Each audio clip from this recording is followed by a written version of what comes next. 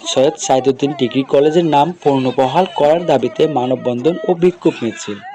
হবিগঞ্জের মাধবপুরে সৈয়দ সাইদুদ্দিন ডিগ্রি কলেজের নাম পুনর্বহাল করার দাবিতে বৈষম্য বিরোধী ছাত্র জনতা মানববন্ধন ও বিক্ষোভ মিছিল করেছে।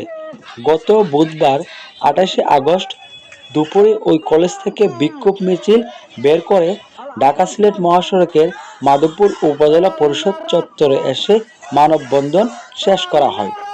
পরে নাম পরিবর্তন করার দাবিতে সভা অনুষ্ঠিত হয়।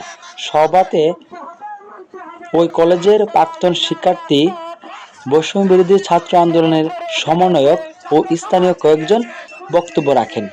বক্তারা দাবি করেন, বর্তমান এই কলেজের নাম মাওলানা আসাদ আলী ডিগ্রি কলেজ নামকরণ করা হয়েছে।